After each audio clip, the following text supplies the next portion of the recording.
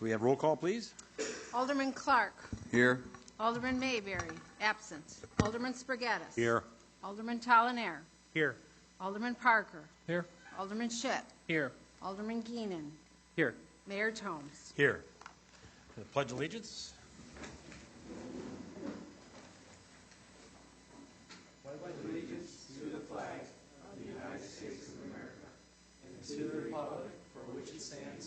One nation, under God, indivisible, with liberty and justice for all.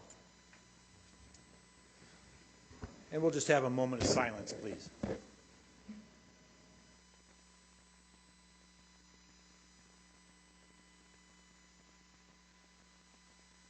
Thank you very much. Item number 5. Minutes of the meeting of May 22nd, 2017, and minutes of the special meeting of May 26, 2017. To approve both sets of minutes as printed. Second. Moved and second. Any discussion? All those in favor say aye. Aye. Opposed? Passed. Item number 6. Minutes of the executive session of May 22nd, 2017. Move to approve the executive session minutes. Second. Moved and second. Any discussion? All those in favor say aye. Aye. Opposed? Passed. Update Rock Island. Downtown Streetscapes, DIY Downtown is a new series of events that will kick off this Wednesday, June 7th, from 6 p.m. to 7:30 p.m. The first topic of discussion will be about downtown's streetscapes and how they can be improved. Alderman Dylan Parker will be a part of the conversation and work towards realistic solutions. Over the next several months, other topics of discussion will include downtown housing, food, health, entrepreneurship, education, arts, and much more. This series was created by Eric Reeder, the new Downtown Partnership Executive Director, and will be held in his office at 1821 2nd Avenue. 2017 Citizen of the Year. Do you have any nominations in Rock Island Citizens of the Year? If not, you will have until Friday, June 9th, to nominate someone that you think deserves to be recognized for what they do for the community. You can nominate business, professional, educational, individuals, city employees, and other categories. We now have an easy-to-use online nomination form which can be submitted by visiting www.rigov.org under the popular link section of the city's homepage. If you have any questions, please contact the city clerk, Judith, at 309-732-2010. Walk for Freedom and Culture Festival. The Walk of Freedom celebrating World Refugee Day will take place Saturday, June 17th from 11 a.m. to noon at Blackhawk State Park at 1510 46th Avenue. The start of the walk will be at the Singing Bird Lodge and will wind its way through 1 mile of Blackhawk Forest Trail. Following the walk, there will be a culture festival from 12 to 2 with food, games, and a chance to learn about other cultures. For information, please call 309-764-2279.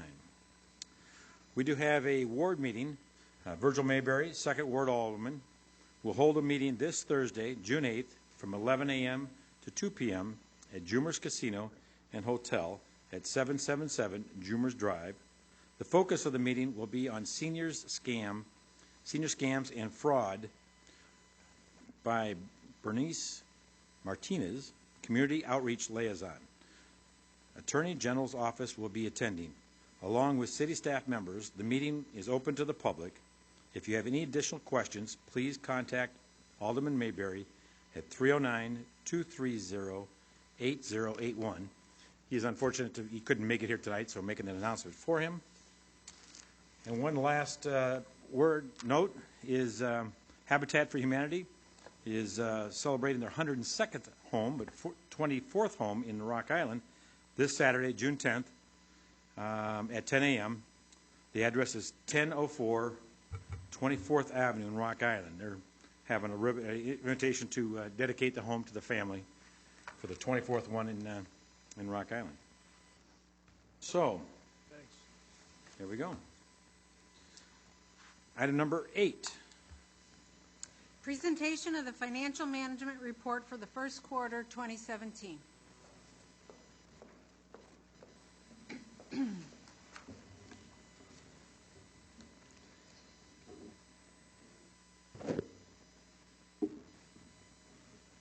Good evening. So tonight I present the first quarter of 2017 financial report. I am actually going to start with a little information about where we ended up in CY16. You will have the audit presentation by our auditors on June 19th, but would like to talk a little bit about what we saw on our state and local tax revenue analysis. So, with that, for those of you that have heard me speak before, I like to start at the bottom. And so we're going to flip down to the page 6 of your report. The state and local tax revenue analysis is a nice schedule. It gives you some helpful information about some of our key taxes and gives you a 5-year average, the budget for the year that we're discussing, the actual of what's been received for the month, and at some points during the year we're actually going off of estimates because we haven't had receipts, especially if they're coming from the state, just kind of a delay in reporting. But the right side of the schedule just uses a simple mathematical formula to project where that tax revenue will end up given how much has been received year to date. So we do have to keep that in mind when we're looking at this. So for CY16, the actual taxes came to about $21.3 million. So we did miss our budgeted taxes by about $395,000. Let's go back up to the first page of this report and dive into a few details. So page 2. Alrighty, so both income tax and replacement tax missed our budget targets and was a source of a lot of where we missed our budgeted revenues in 16. With income tax, we have seen a decline as of late with the income tax, and we've learned some information since just in the last few months regarding income tax and the distribution from the state. And so I would expect this trend to continue. It's kind of going to be our new base. But along that same line, replacement tax, we also call that PPRT, personal property replacement tax. About a year ago, right after I first started, we got a notice from the state that said, hey, we overpaid you to the tune of $330,000, and that was part of a $170 million statewide calculation. So this is about where we expected to end up with the PPRT. Our budget was based on numbers that weren't entirely accurate by nature of the error that was no fault of our own. Sales tax and local option use tax also came in over budget, especially the sales tax in particular, but I just have to draw your attention to this cell right here. So in July of 2016, we did receive a rather large distribution. The state did confirm that distribution, so it is correct, and it was a result of a one-time very large purchase that a taxpayer made and remitted their sales tax. So it's not something that we can count on going forward. These two taxes are something that we have to look at going forward, of course, as we talk about growing our retail sales tax for 2017. We did do our best to capture what the difference would be with Kmart closing, which did close during 2016. So some good news, use tax has continued to increase. And this is, it's nice that you have this 5-year average so you can see that our budget and our actual are all exceeding that 5-year average. And what use tax is, it's an attempt by the state to equalize the playing field amongst other states. And the state has gotten much more aggressive and proactive in collecting use tax and requiring use tax returns for different retailers and things. So this is very hopeful that this is a revenue source that will continue to increase. Not so good news is our municipal utility tax, and this tax has continued to decline over the last few years. When you see the audit, one of my favorite sections of the audit is the statistical section at the back. And you can see the trends in some of these revenues over 10 years. And municipal utility tax 10 years ago was $2.3 million. And so it continues to trend down. And you'll see when we look at the schedule for where we are so far in 2017 that we did reduce this budget for this year. So the municipal utility tax, we do have the simplified tax ordinance. We are at the statutory limit of what we can tax, which is 6%. Why is this going down? It's many different reasons. One, including volume. Volume of utilities that are used, whether it's the number of customers, also very related to weather. And we just have more energy efficient equipment and appliances in our homes, so this continues to decline. Telecom and food and beverage kind of offset each other, but telecom is following a similar path as our utility tax for similar reasons. And then before I wrap up this section of the report, I just wanted to focus on gaming just a little bit. We did not quite make budget by about $96,000, but just wanted to remind you that this collection, so the $4.8 million that we collected in 2016, becomes part of the calculation of what we're using in finance to determine what we have available for our CIP plan for next year. So this sits in our account, and we'll look at any carryover we have from unspent gaming funds, this balance, along with any general fund carryover. So you'll be seeing that later this year. So that's all I have. So some mix of good news, and not so good news. The next report we're going to cover is revenues, expenditures, and net position for the first quarter 17. So let's start talking about the fiscal year that we're in right now. This report is a very high-level view that covers each of our funds. So our governmental funds is the first category, and I'm just going to move on to the second page. The other breakdowns of our funds are proprietary funds, fiduciary funds, and component units.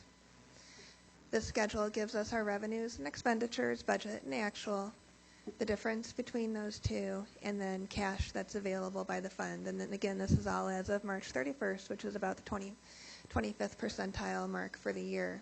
So at March 31st, overall, bottom line, we were at 14% of revenues and 14% of expenditures, with expenditures exceeding budgeted revenues by about $2.7 million, and we had $25 million in cash. We'll go back up to the top. So our governmental funds, recall, those funds are mostly supported by taxes, the taxes that I reviewed, but also property taxes, also grant funding. The largest of our funds is our general fund, reporting 14% of revenues and 22% of expenditures. And then overall, you'll see that budgeted revenues are well below that 25th percentile, and that's because, mostly because of property taxes. Property taxes, we're just gotten the bills in June, so the county won't be distributing property taxes or increment to the TIFs, et cetera, until end of June, beginning of July is when we'll start recording those revenues. some of the expenditures are low, relation to projects that haven't occurred, might be related to those taxes. In addition, debt service payments, which are contained in both the governmental funds and our proprietary funds, most of them are due in June and then December, timing with our cash flows.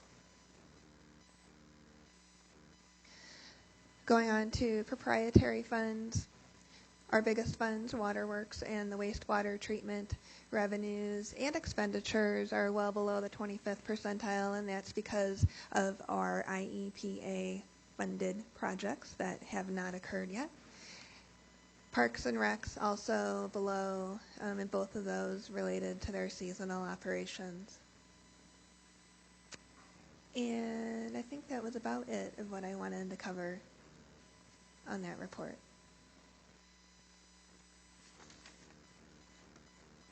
The next 2 pages have some narrative highlights, most of which I've covered, but now we get into our current state and tax revenue analysis. I could see. Oh yeah, I need to go to the bottom. All right, so that's page 15 of your report. So at March 31st, we are reporting 26.6% of revenues collected. That equates to about $335,000. I caution us to be too excited about that number. It is early in the year, and there are just some pluses and minuses of each of these revenues that we have to keep in mind. But let's go back up to the top, which would be page 11. Talked a little bit about income tax. We are running behind on income tax distributions, similar to what I said earlier, that the state, I'll dive in actually to just a couple details on the income tax and what we've learned from the state, and that is they do have a new accounting system. And by nature of that new accounting system, their calculations aren't so much estimates anymore in distributions to municipalities. They're very much more real time. In addition, if you've ever heard of unintended consequences of legislative changes, there was one. So in 2014, corporate income tax changed, and there was a legislative change that removed the cap for operating losses. And so what corporations could do is they could only recognize so much of their operating loss and then carry it forward. Well, in 2014, a legislative change kind of just buried in a little loophole somewhere created the opportunity for them to capture all those losses through their tax returns, and then now they don't have a cap. So it has really affected distributions to income taxes. So this is something that you will be hearing about from IML. IML and IGFOA have been down to the Department of Revenue, and so you'll be hearing more about that.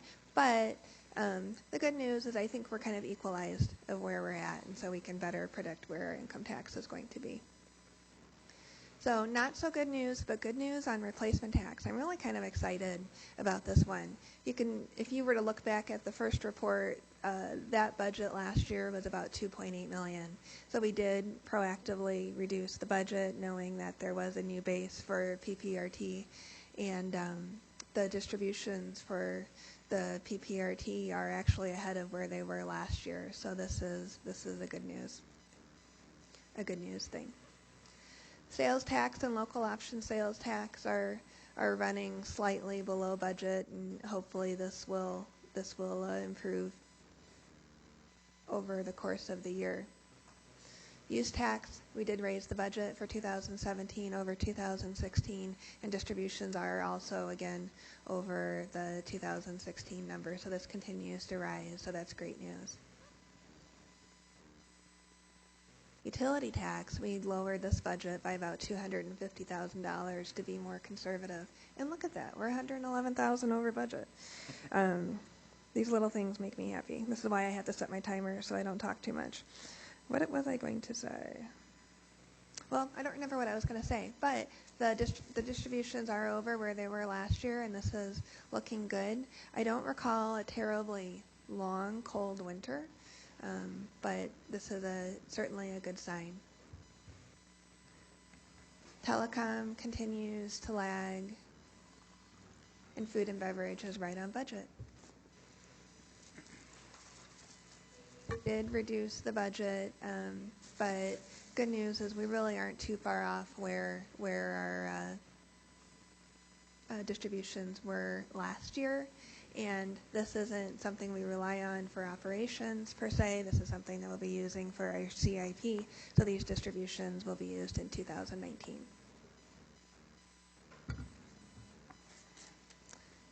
Last two reports. This one is our capital and major project expenditure status report. And this is for 2017 as we scroll to the end and go past this really long section for Public Works. No wonder Larry is so very busy. But the CY17 budgeted projects is about $38.7 million. We're at 12% completion, which is about where we are normally. The biggest portion of this is related to our water treatment facility and long-term control projects that we have ongoing. There's also quite a bit of road work in here.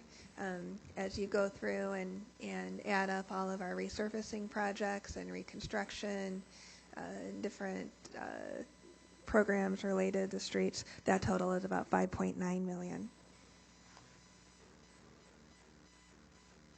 Very last report I have for you in our quarterly is our monthly investment totals. The graphical presentation shows that our cash balances are holding steady. This is a bit over $25 million.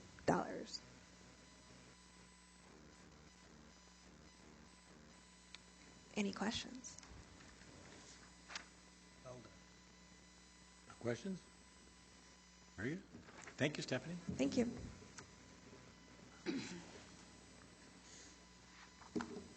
Okay. Item number 9.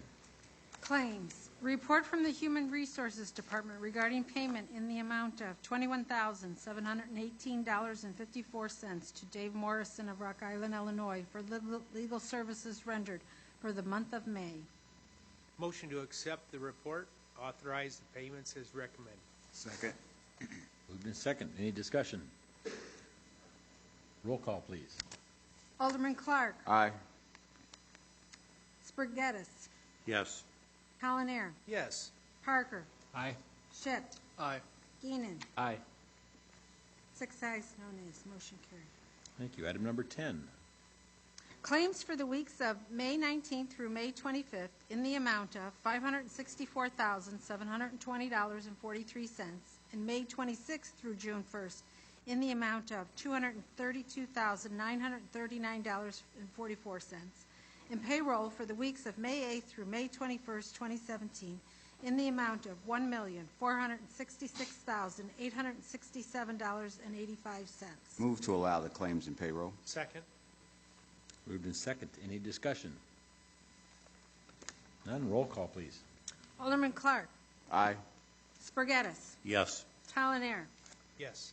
Parker. Aye. Shipp. Aye. Geenan. Aye. 6 ayes, no nays. Motion carried. Item number 11.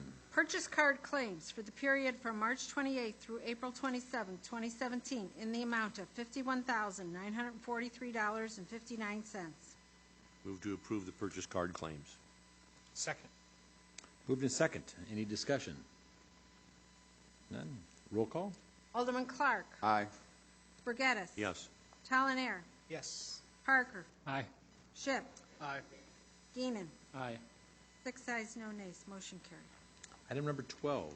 Report from the Community and Economic Development Department regarding a programmatic agreement with the Illinois Historic Preservation Agency and the Advisory Council on Historic Preservation. Move to approve the agreement as recommended and authorize the mayor to execute the agreement. Second. Moved in second. Any discussion? I have a question for Chandler. First off, I want to say thank you for for pursuing this. I know we did this for a number of years, and it kind of fell off the bandwagon for a few years, and now it's back, and so this is good. The only question I had is, where does the city's Preservation Commission play, or what role would that play in this agreement? Would city staff use that commission before going, or how does that work? No, what this does, when we use HUD funds or anything else, if we're doing demolition work or if we even do a HUD program, we normally have to do a Section 106 review. Right. It allows us to do it in-house rather than wait for 30 days from the state. So the Historic Preservation Commission does not really get involved in those types of projects. Okay. Thank you. That's all. Questions? Roll call, please. Alderman Clark. Aye. Spargattis. Yes. Talonier. Yes. Parker. Aye. Ship. Aye. Keenan. Aye.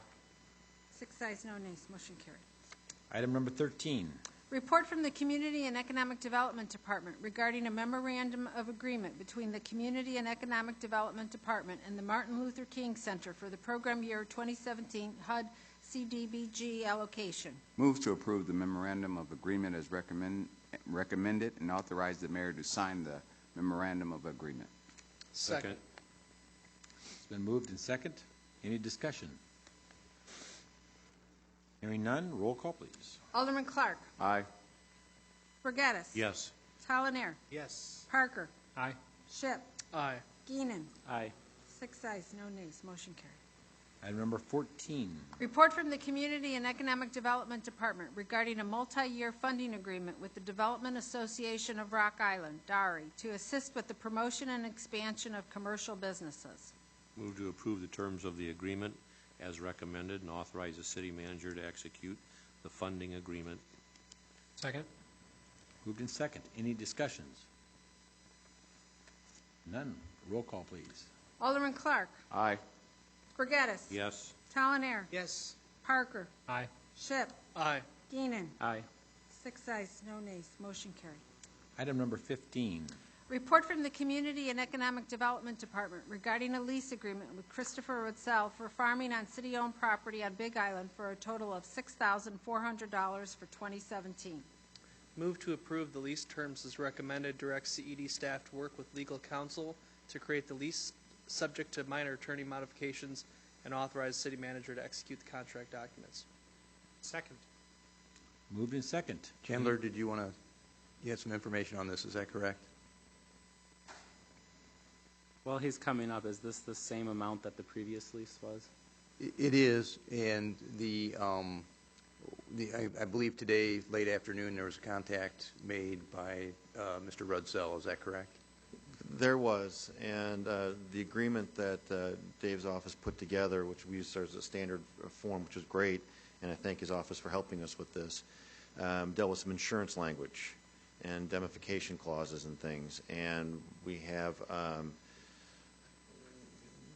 the individual got counsel from his insurance company stating that they were not interested in the indemnification. Is that correct? That is correct. They were the same insurance company, I think, from the previous potential farmer, and so we had conversations with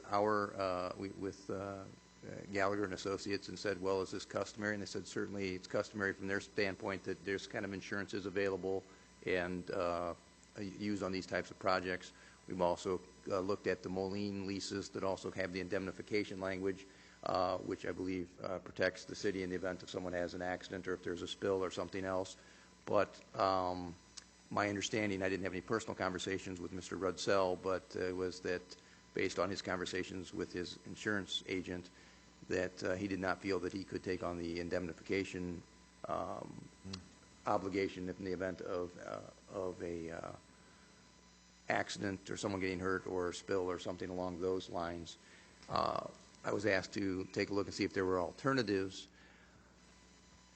The indemnification language is the same indemnification language that we use in every contract that we have, and so there's always risk if you don't have that language there, and so I don't think as a professional basis that I could recommend not having that language there, because otherwise that would leave exposure to the city. The city could make an informed decision to accept that risk if they chose to do so. We also attempted to contact, we did contact Gallagher and Associates again and say, hey, we wanted to up the amount of insurance to $2 million. Could that be done?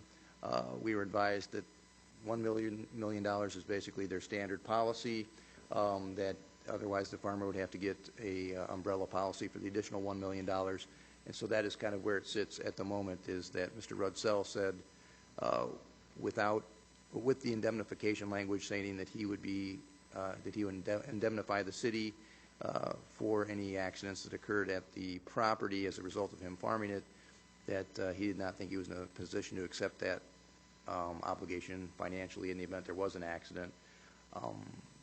And so that is kind of where we find ourselves at the moment. And I can see why we didn't get an email on that, because that's a lot to say, happening late afternoon. I would like to remove my motion from the table in light of that. I guess I seconded. I'll remove the second as well. We're getting kind of late in the farming season, too. Is it getting kind of late to plant at this point? It is. Obviously, they want crops in, and they want to be able to enjoy as much of the growing season as possible. We are on I believe, our second or third farmer we've talked to in regards to this. Second one that we've had the issue with the indemnification clause. Seeking legal counsel, it's the same language we have in all of our agreements. It does protect the city in its interest if there's an accident. Who's the farmer, Chandler, on the Ridgewood Office Park property? Who farms that? Do we or is that even farmed this year? I'm sorry, I don't know. It's not being farmed this year because we are expanding our wetlands, but this farmer had looked at every aspect of the agreement, run it by his insurance company, and everything was fine until late in the afternoon. So, our hope is we can still resolve it, but that's kind of where we are. Well, I make a motion to table item 15 then. Second. Is that the correct? I think the correct motion would be to a motion to, instead of tabling, you'd have to bring it back during this session. It would be actually to postpone to a time certain, which would be next council meeting. Okay. So yeah, I'll make a motion to postpone until the next council meeting next Monday for item 15. I agree. Okay. Tom, there's second that. Any further discussion? Roll call, please. Alderman Clark. Aye. Spargettis. Yes. Talanair. Yes. Parker. Aye. Ship. Aye. Keenan. Aye. 6 ayes, no nays. Item number 16. Report from the Public Works Department regarding a request from the Coast Guard Auxiliary to use the parking lot at Sunset Marina from 8 a.m. to noon on June 18th, July 16th, and August 20th, 2017 for their annual fundraising breakfast, and a request to hang a banner at the marina entrance. Move to approve the request as recommended. Second. Been moved in second. Any discussion? I must say, I've eaten those pancakes and eggs down there. They do a pretty good job. So if you wish to go visit and help them out, that'd be great. All those in favor say aye. Aye. Opposed? Pass. Item number 17. Report from the mayor regarding the appointment of Randall Tweet as city manager. Move to approve the appointment as recommended and authorize the mayor to execute the contract documents. Second. It's been moved in second. Any discussion? I would like to say, from my own personal experience, I recall very, very well that feeling after I graduated from Augustana in 2010. I did not have an opportunity for employment, and I had a recommendation to come apply for a position in the city, and the person I interviewed with was Randy, and I could tell from the first time I met him that he is a straightforward, honest man with a lot of integrity, a native of Rock Island, and I think that having worked up through the ranks of this organization, of the enterprise that is the City of Rock Island, I think we are in incredibly capable hands, and I feel that a lot of people's faith in the administration of this city has been restored in your time as interim, and will continue to be verified as we go forward. And I just wanted to offer up my gratitude that you were willing to take the job when you did. In the interim status, it was a difficult time, and I think we are, and perhaps my colleagues would agree, we're in a much better spot than we were previously by almost every measure. And I'm going to look forward to continue working with you. Well done. Well said. I think it is well said, and I think the city has an outstanding employee here, and he's very well committed to the city. He'll do a very good job, very well job well done so far. I know the city staff has been very excited about working with you. Their motivation has been very good. Their trust and respect that they have for you is been outstanding. So, with my conversations with them, so I think it's going to be a perfect set for the city of Rock Island to have you as the city manager. So, thank you very much. Roll call. Alderman Clark. Aye. Spargettis. Yes. Talanair. Yes. Parker. Aye. Shipp. Aye. Keenan. Aye. 6 ayes, no nays. Motion carried. Outstanding. Unanimous.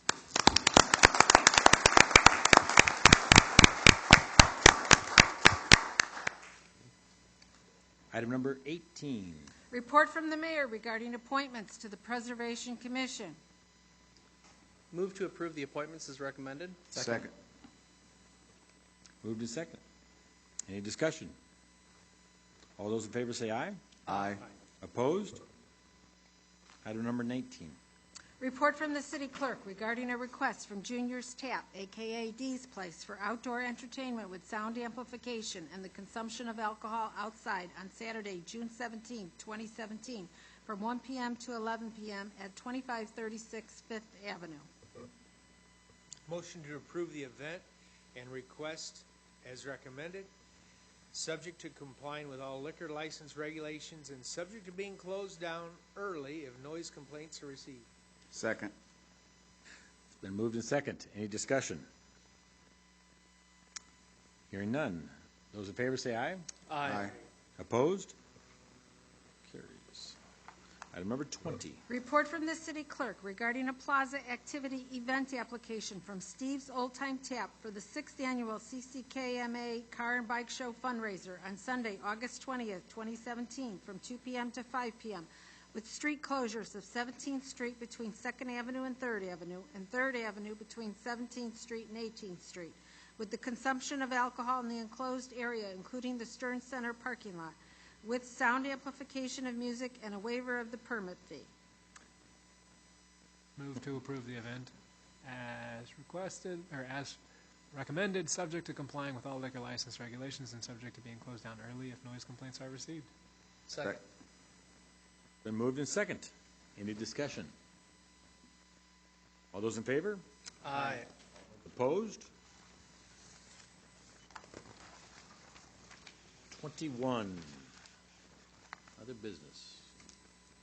Just wanted to acknowledge Larry Cook and Randy Tweet for acting so quickly with the situation at Augustana College. I do appreciate that. As I was sending a request to Randy for an update, as I had assumed the city was already involved, they were in a meeting at that time, and I had sent a separate email to representatives at the college, and they had confirmed that the city had been right there and working hand in hand. So for those who don't know, the Swanee Slough has drained out and caused some issues, and I know everyone's working on it.